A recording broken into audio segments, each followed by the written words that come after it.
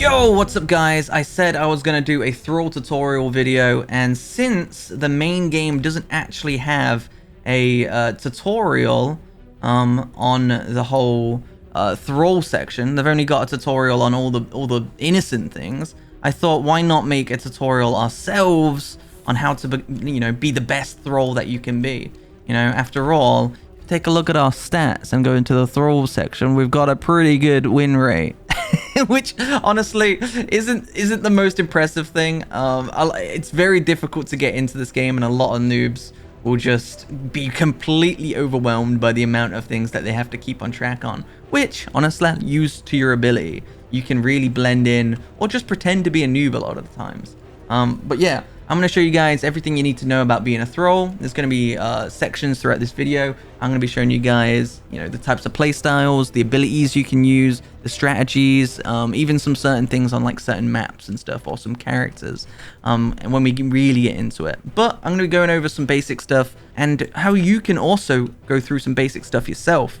Because there's no tutorial, what you can do to test out your abilities is, what you can do is open up the map here, pick whatever map you want to play, clicky, launch expedition, turn it off public, so it's a private game, make it custom, then crank up the number of thralls to max.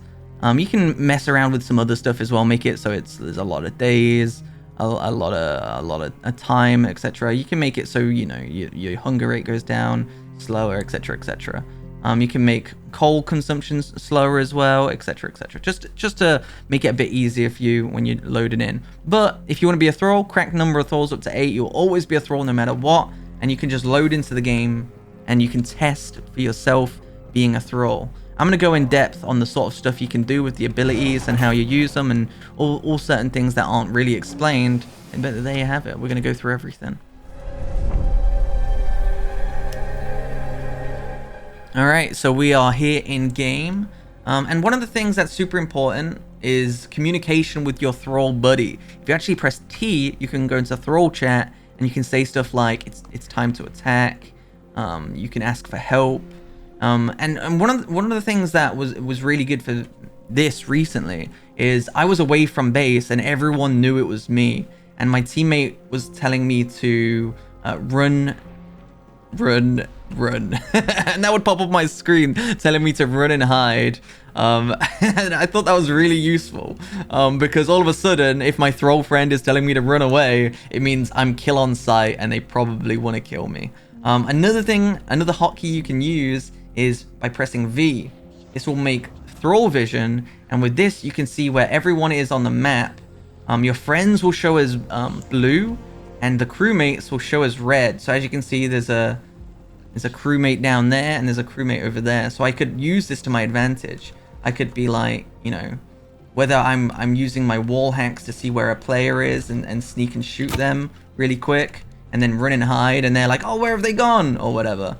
I could do that. There's plenty of things you can use it for, but honestly, fighting is one of the best things. Just seeing where players are and then fighting them when they least expect it. It's honestly one of the best ways to use this. But just seeing if anyone is on the boat whilst you're exploring, you want to do a quick sabotage, you want to see if anyone's in a cave because you want to set up a totem. It's a really like good idea to always be using that. One thing to be careful of though is really good players will be able to identify when you're using it, because when you press V, you can't sprint in this mode, but most players are usually just sprinting. There's no stamina or anything, so most players are sprinting. But if you're pressing V, you can only walk in here. So be careful to not let yourself, be identified. Though it is very rare, but I have seen some really good players notice that.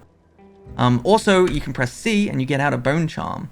This isn't really good for a weapon. I think literally any other weapon in the game is probably better than this. But if you right click, you've got an option between 3 different abilities. One is a whiteout, and this is pretty good when the ship is going.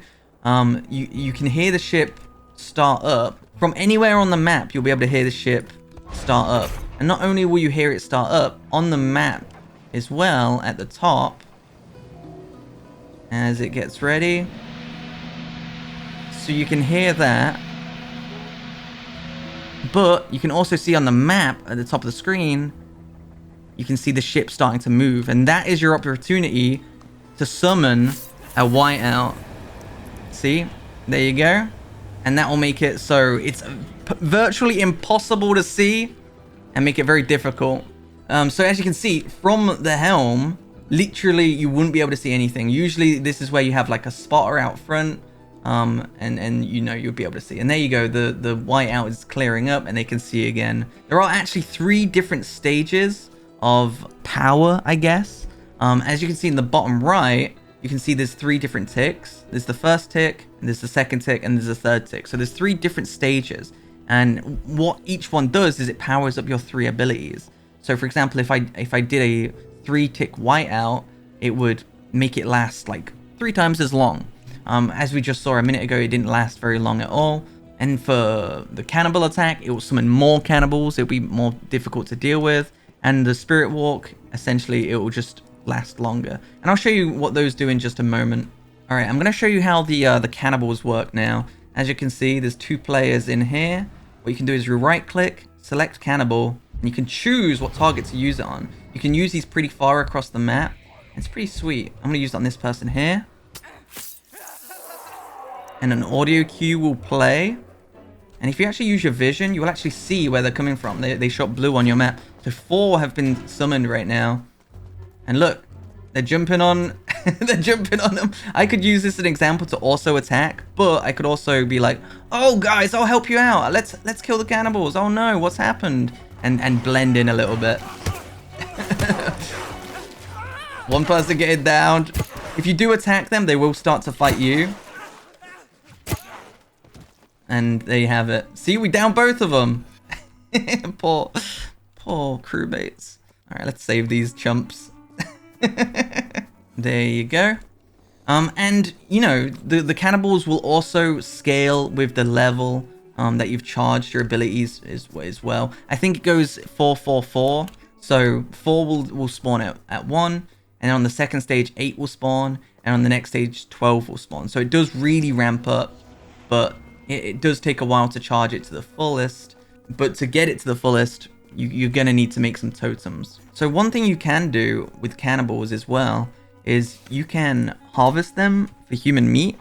Now human meat is really, really good. It's actually better than regular meat, like animal meat, as a thrall. If you eat this, it will send your heat way high, and it will also send your hunger pretty decently high as well. If you cook it, you even get even more hunger and heat.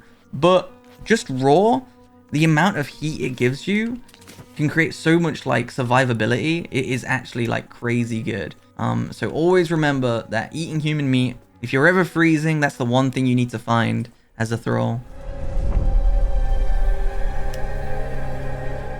Alright, so one thing you can do is, whilst the boiler is on, or whilst you're turning it on, you can throw in some gunpowder, and that will actually deplete all of the coal that has been put into the boiler. But it takes a certain amount of time. The more coal you put in, the quicker it depletes. So as you can see in the top screen, it has broken it. So if I used 1 gunpowder there, it would have taken longer to set it off. But because I used 5, it only took like a couple of seconds for this thing to explode and consume all the coal. So that would have stopped the ship. It did make a very audible noise though of it breaking. So if I was going to sabotage this and make that sound, it would have been super obvious. Everyone would have been running here, and you know, I would have been super scared. Luckily, no one's around. But that's one thing to consider. If you want the fuse to go on longer and then all of the coal to be destroyed later, you could use 1 coal and then it would take a longer time for it to deplete. But if they don't use enough coal in the first place, then it's not really going to help the situation. If you use like 10 gunpowder, it will immediately turn this thing off. It all depends on what you want to do. Like if they're really close to the end and you need to stop them no matter what, using 10 gunpowder could be a good way of doing it. But making a little bit of gunpowder in there and then it taking several seconds for you to get away and, you know, hide away from the scene of the crime is a good way of doing it. Another thing what you can do is you can make powder kegs. This is another form of sabotage. We're going to make one of these. It's made with a coal barrel and 5 gunpowder. And what you can do with this is you can turn it on with the left click, and then you can throw it in like a corner or something like that. And it is very quiet. Unless they're right next to it or they see it, they won't be able to stop it. And as you can see at the top of your screen, it's got a timer for when it's about to go off. They could try and defuse this, but the risk that they have from taking damage to it is a bit too risky. And there you go. It makes a very loud noise. The ship starts flashing, as you can see at the top of the screen. And there are now a bunch of holes. There's 1, 2, 3, 4, 5, 6 holes that made. That's a pretty good big bada boom. To fix each one of these as well, they're going to need 1 wood and 1 nail, which they make from iron. So what you can do to make this even worse is just take all of the wood and iron, and then they've got no way of fixing it. They'll be roaming around. But if you also destroy that and then start taking the supplies, it might be immediately obvious that it was you. So you're going to have to be really careful. And one thing you can do is your other ability, your third and final ability, Spirit Walk. So what you could do is you could lay a trap like that, Spirit Walk out, and now you're invisible and you're walking pretty fast. So you can get a pretty far distance away. Look how far you can get. This was a tier 2 though, so it's twice as long. You can get all the way away and then just blend back in. What's up, guys? I'm just collecting wood. Have you guys noticed the ship is sinking? Let's go fix that, eh? Oh, did you hear that noise, by the way? That little horn? That means someone died. So someone just died a moment ago. All right, we're back at the ship, and since that bomb we placed earlier, the ship has started to sink. And actually, a really good strategy is to use these bear traps whilst the boat's sinking. Because look, you can barely see it now. Like if you really focus, you can see it. But hiding like these bear traps, especially where the holes are and they're going to need to get to, is going to be really difficult for them to see. So yeah, let's see. Let's see if this person sees this trap. Oh, we got him. Oh no. But look, they're very, very good at stealthily putting in here. Honestly, bear traps are pretty just good in general. There you go, we got him again.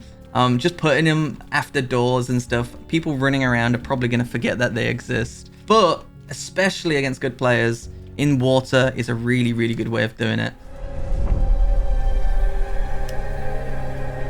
Alright, I'm going to show you about poison and other things here. You can make poison with dried herbs. You only need 3 of them.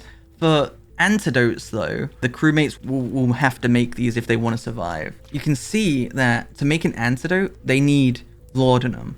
So if you ever find laudanum as like an evil person, honestly, just drink it.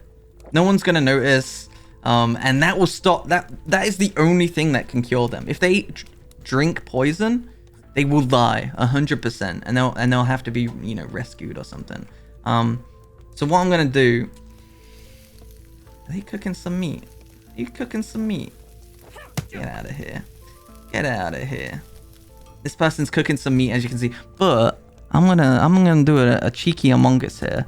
I'm gonna put some human meat, and I'm just gonna cook it. Now this is one way you can sabotage, because if someone eats human meat, see that it just immediately stacks on the regular meat. So they have no idea if that's, you know, human meat, poison meat. It does, you know, they have no idea. But if a regular crewmate eats human flesh, all other meat, like wolf meat and everything like that, will not be as good. So if you can get players eating human meat in the early game, they can really struggle to eat the rest of the meat. What I'm going to do here is I'm going to make some poison. You've got to be careful when making poison. It can be pretty obvious if you're making like stews and you poison every single one of them. But if you do see the chef running around asking for like meat for his stew, just giving him 1 meat that's poisoned is sometimes good enough to get away with it. Also, you can poison an entire stack of meat. So let's say there's 2 meat here and I have 1 poison. I can pop that straight on like that. And now they're both poisoned. So it's pretty good. And the only way they can cure this, once they've eaten this, is with antidote. And they need laudanum for that. And honestly, you could go around the map finding doctor's bags and poison them real good. Here you go, friend. Have some meat. Have some delicious meat, friend. You don't need to eat your friend's body. Eat this meat. It's good for you. Mmm, delicious. Delicious. Oh! There you go. Champ is started to throw up. And that will lead to their inevitable death. Unless they can get some anti-poison. So yeah, this is a really strong play. And honestly, if you poison like a whole load of food and infect the entire crew, that can be game ending. You can individually poison people with like a syringe, and that's a good thing to do as the doctor. But honestly, poisoning meat, if you can get away with it, sometimes it can be pretty obvious, is usually the best bet. On a lot of these maps, a pretty good place to go as a Thrall is up these like little areas. Honestly, there's not much reason a crewmate should go up here, so you need to be quite stealthy when you do it, or say you're looking for totems or anything like that. Just trying to get away with it. Just, oh, I'm gonna get some coal. But you've got to be very careful, because if you start building up here like a totem and then they come and check, they will honestly, just going up here alone and them seeing you is more than enough for them to get suspicion on you. Anyway, I'm going to show you how to build some totems. It's just like making campfire. You press Q and then you've got these options here. You can place them down like that, and they require 1 bone and 3 wood. And honestly, the reason these areas are really good for it is because most of the time they have these little graveyards. And if you come over to these graveyards, not only do these crosses have wood for you, they also have bones that you can get from the skeletons. There you go. And sometimes even a key. Fancy. If you have a spade, you can dig up these ones, which are the captain's corpses. They can have some things like swords and all sorts of stuff. The chaplain starts with those, but honestly, if you're already making a pickaxe, you're not going to really have that much more inventory space to collect stuff like that. But it is an added bonus whenever possible. Some areas will also have corpses like this, where you can get some human meat. Remember, they can heat you up really well, which is pretty good. This is a good place to kind of like camp out. And if you really wanted to camp this area and make loads of totems, you might want to like actually set up for the night and make a campfire, heat yourself up, completely hermit yourself from the other players, and just spend the night here. These things do make a whisper though, so you have to be kind of careful where you place them. If you just place them just above here, they could maybe hear them down from below, so you've got to be really careful. Anyway, totems. Why would you make them? We've made them, but why? The more totems you have, the better your powers recharge. You see in the bottom right, you see how that's charging up? The more of these you have, the quicker it does it. And just even having one of these, it almost like doubles your recharge speed. I think the more you have, the lower the diminishing returns you get. Or you get like diminishing returns. I think that's the phrase. Where the first one you make gives you like almost double the recharge speed, and then it like halves, and then it halves again, then it halves again. But you know, the more you have, the better. I think it caps out at like 10, but even making more than 10 is fine, because let's say someone came up here and destroyed one of these just by punching it. You know, now that I've gone down to 2 now, so you know it's slower. As you could see in the bottom right as well, it just pinged up, telling us we've got another stage ready. So we could do another cannibal attack, a spirit walk, or a whiteout. This whiteout will last a long time now, since it's stage 2. But making totems, even if it's just one, is well worth it. You've just got to find a good place to hide them. Because if someone sees you making these, it's going to be a bit obvious that you're evil. So you got to really try and find an area like this where you can get away with it. Alright, next up, I'm going to be going through the characters and what sort of fancy things you can do as a Thrall. So let's say for the captain. The captain starts with a sword and T, and the special ability is to able to maneuver the ship better, which is really good. On certain maps, you can actually turn the ship around, and that can sometimes be an absolute game-winning play. For example, on the summit, let's say you're playing as the captain. At this intersection here, you can turn the ship around like that. And if you can manage to do that, that will instantly win you the game and be the biggest flex ever. Run away with a spirit walk and live your dreams out wildly. It is very, very difficult to pull off, but I myself have pulled this off before. Causing a whiteout before you do this is huge. On the newest map as well, the Expanse, there are several ways you could do this. You know, and honestly turning into icebergs, you know, because as the captain, you're probably going to be expected to drive the ship anyway, and just accidentally summoning. You can summon a whiteout yourself, you know. You have to be careful because someone might see you do it, but summoning a whiteout yourself and then purposely crashing into the icebergs and, you know, forcing players to have to get wood and all this other stuff, and then accidentally driving the wrong direction or an awkward direction, you know, grinding along the wall for a long period of time by accident, and then, oops, I turned the wrong way. There are things to do as the captain. It is a good role for just pleading ignorance and just driving like a complete goofball. Next up, we got the chaplain. The chaplain starts with a spade, and the spade is actually really good because you can dig up those captain's corpses around the map and have a chance of getting really good loot, like a sword is an example.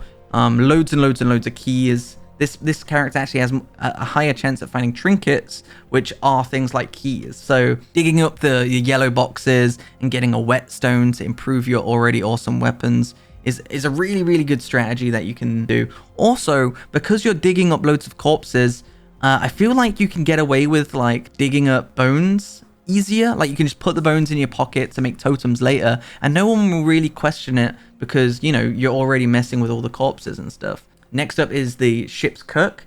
The cook is a pretty fun character. You can cook faster, essentially. So if you're making something that takes ages, like making a stew, literally takes like 2 minutes. So having a character that can cook it faster is just crazy good. So what you can do is poison the stew, hand it out to everyone, and then run off whilst everyone gets poisoned. Or plead ignorance and say someone gave you some meat that was poisoned.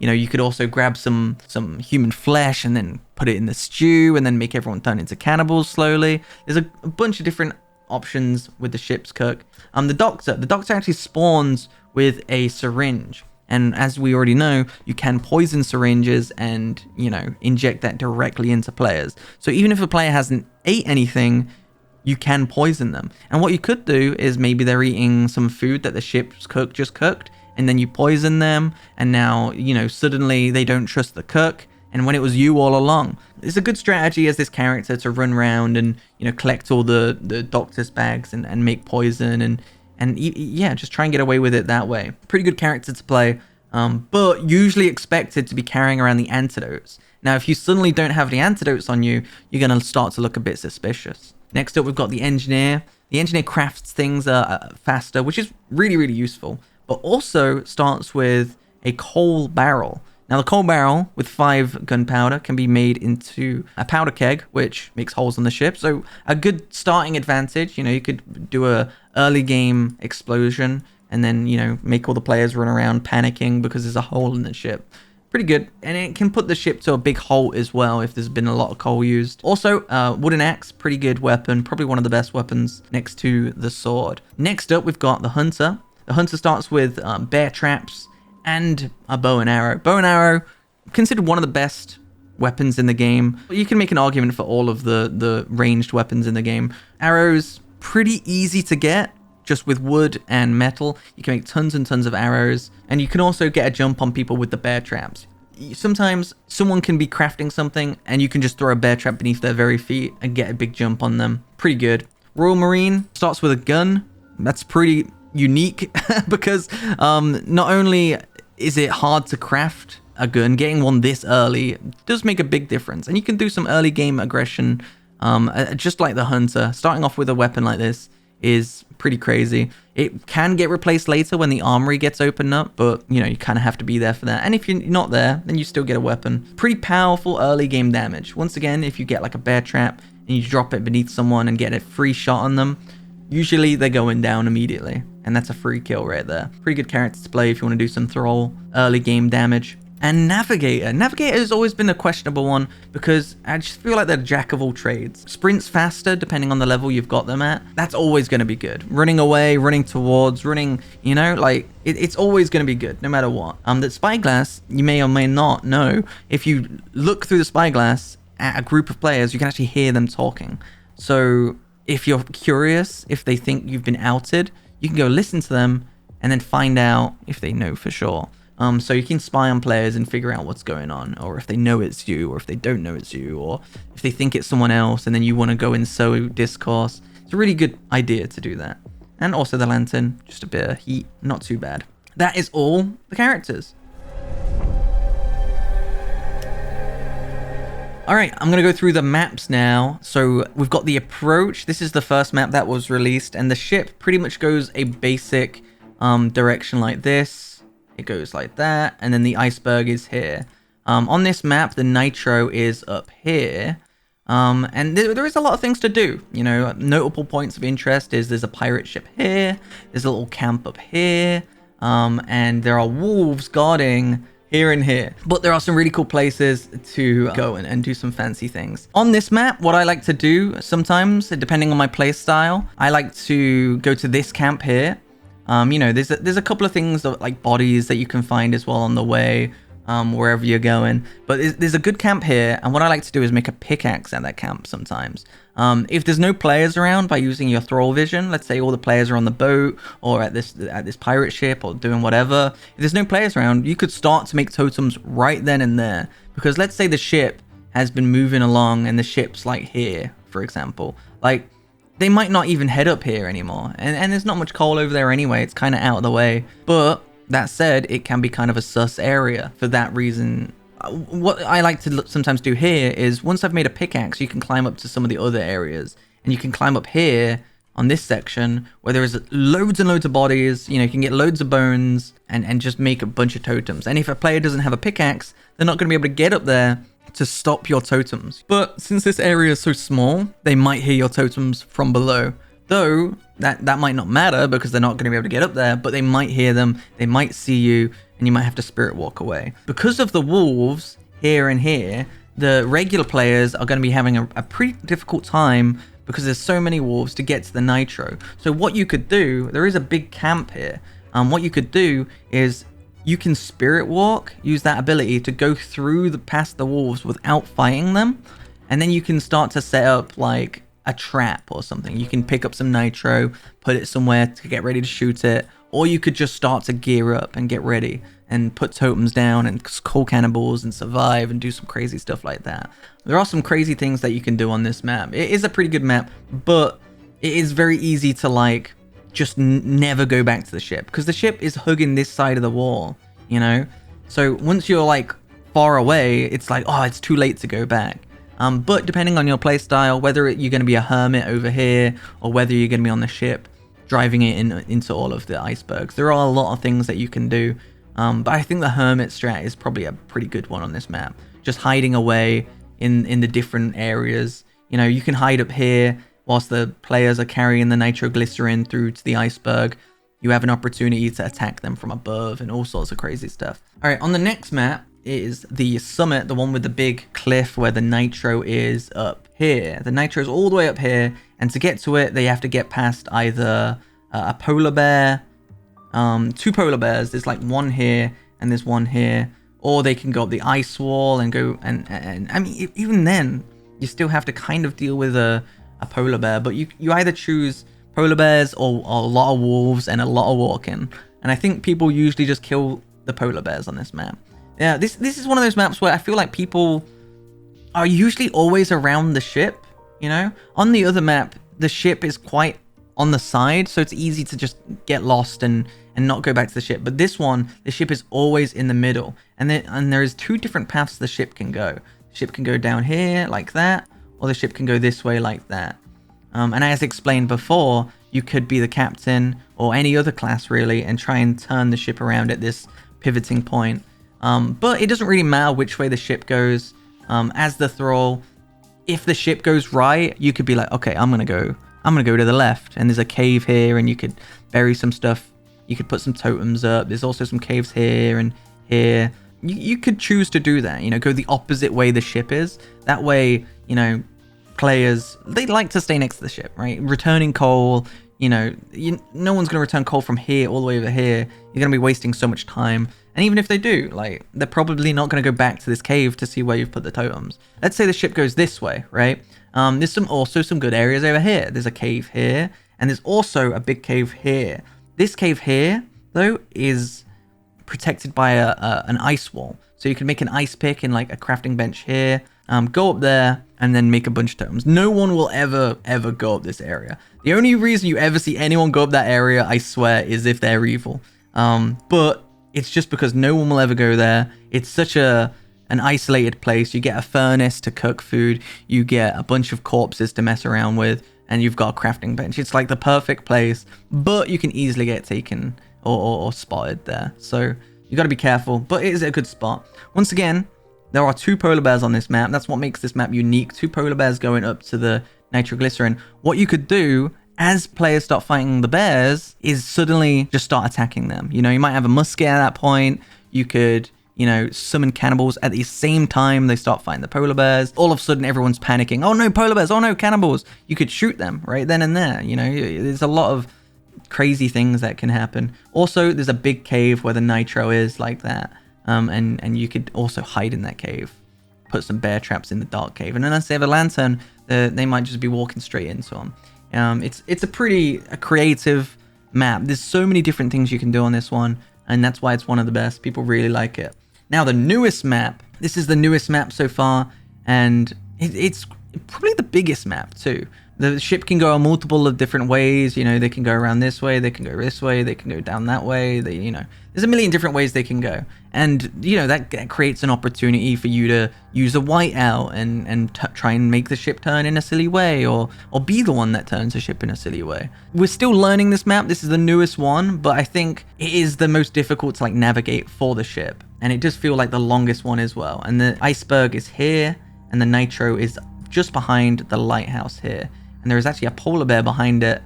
And it seems like there's a pretty good spot to throw nitro on players, but I've not seen many players utilize that just yet. On this map, there are a bunch of ice walls as well. There's one here. There is one here. And there is one here.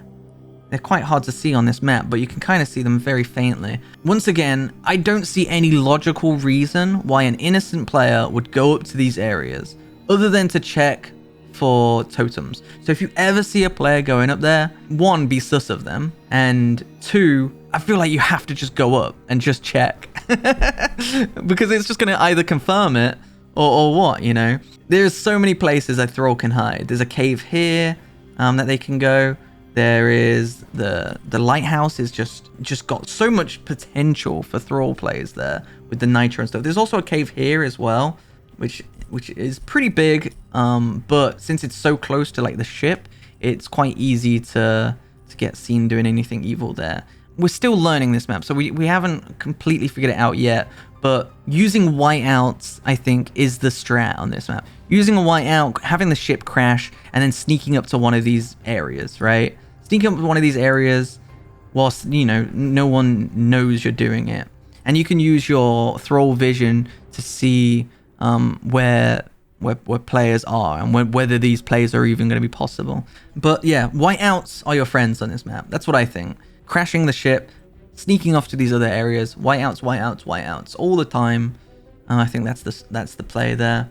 All right, there you have it. Thank you very much, guys, for watching the video. I hope I explained everything. If you have any questions, feel free to put it in the comments. I'll try and get around to responding. A lot of the stuff in this game is like, there's no tutorial. So a lot of this stuff we found out ourselves just by playing it like so many hours. And I'm sure there'll be a tutorial for the Thralls at some point, but they just feel like there's like a million things that they can do. And I still want more. I still want there to be like another spell, you know, but there is a lot of stuff to do. And there's a lot of different play styles as well. You know, you're not tied down to just one play style. There's a bunch of different things you can do. And I think that's kind of what you want from a game like this. But anyway, thank you very much for watching, guys. I hope you enjoyed it. If I did help you, leave a like or whatever. I really appreciate it. Thank you very much, guys, for watching. And I'll catch you all later. Bye.